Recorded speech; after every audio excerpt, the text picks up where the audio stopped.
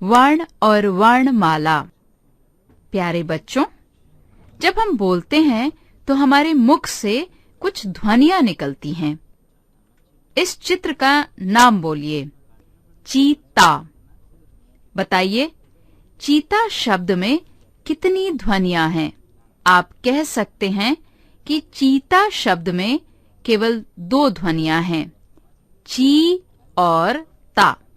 लेकिन बच्चों, हम ची और ता ध्वनियों के और भी टुकड़े कर सकते हैं। जैसे च हलंत जमा ई बना ची, त हलंत जमा आ बना ता। इस तरह चीता शब्द बोलते समय हम 4 ध्वनियां बोलते हैं।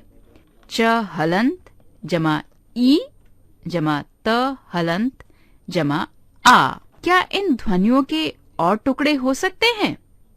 नहीं, इनके और टुकड़े नहीं किए जा सकते। ये सबसे छोटी ध्वनियां हैं। भाषा की सबसे छोटी ध्वनि को वर्ण कहते हैं। प्यारे बच्चों, हिंदी के वर्णों को 2 वर्गों में बांटा गया है। स्वर, जिन ध्वनियों को बोलते समय किसी अन्य वर्ण की सहायता नहीं ली जाती है, उन्हें स्वर कहते हैं। हिंदी में 11 स्वर हैं। अ, आ, इ, ई, उ, ऊ, री, ए, ओ, औ। व्यंजन, जिन ध्वनियों को बोलते समय स्वरों की सहायता ली जाती है, उन्हें व्यंजन कहते हैं। हिंदी में 33 व्यंजन हैं।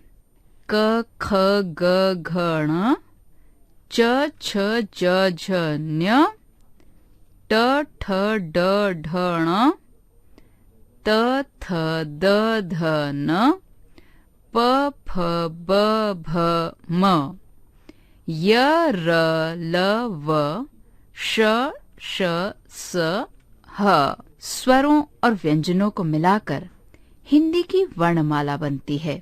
वर्णमाला में सारे वर्ण एक निश्चित क्रम में लिखे जाते हैं, यानी कि वर्णों के व्यवस्थित समूह को वर्णमाला कहते हैं। बच्चों, ध्यान देने वाली बात यह है कि सभी व्यंजनों में अ की ध्वनि मिली होती है। जब कोई व्यंजन बिना स्वर के लिखा जाता है तो उसके नीचे एक तिरछी रेखा लगाते हैं। इसे हल चिन्ह कहते हैं। जैसे क हलंत, च हलंत, र हलंत, प हलंत। बच्चों, स्वर और व्यंजन के अलावा हिंदी में 4 संयुक्त व्यंजन भी हैं। श, त्र, ज्ञ और श्र। ये 2 व्यंजनों को जोड़कर बनते हैं, इसलिए संयुक्त व्यंजन कहलाते हैं। जैसे क्षत्रिय, त्रिशूल, ज्ञानी, श्रमिक। हिंदी भाषा में ड, ढ, ज, फ वर्णों का भी प्रयोग होता है। ये वर्ण ड, ढ, ज, फ के नीचे बिंदी लगाकर बनाए जाते हैं। आइए इनका सही उच्चारण सीखें।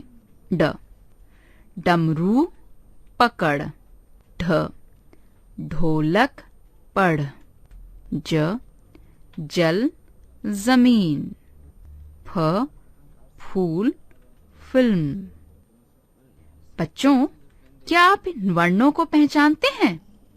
जी हाँ, ये हैं अंग और अह, यानी अनुस्वार और विसर्ग। ये भी हिंदी वर्णमाला के अंग हैं। ये दोनों स्वरों के ठीक बाद आते हैं। इन्हें आयोगवाह कहते हैं, क्योंकि ये ना तो स्वर हैं और ना ही व्यंजन। है ना मजे की बात? आइए इनके बारे में और जानें। अंग यानी अनुस्वार, इसका चिन्ह है ये। इसका उच्चारण नाक से किया जाता है। अनुस्वार वाले कुछ शब्द हैं पतंग, बंदर, झंडा, बंदूक। अह यानी विसर्ग, इसका चिन्ह है ये। इसे 2 बिंदुओं के रूप में लिखते हैं। यह निशान अक्षर के बाद लगाया जाता है। इसे बोलते समय ह जैसी आवाज आती है, जैसे प्रातः, नमः। बच्चों, आइए अब अनुनासिक या चंद्र बिंदु के बारे में जानें। इसका चिन्ह है ये। इसका उच्चारण नाक और मुंह से किया जाता है।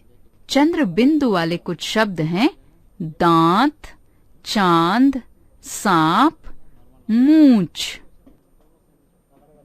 हम बातचीत में इन ध्वनियों का बहुत प्रयोग करते हैं।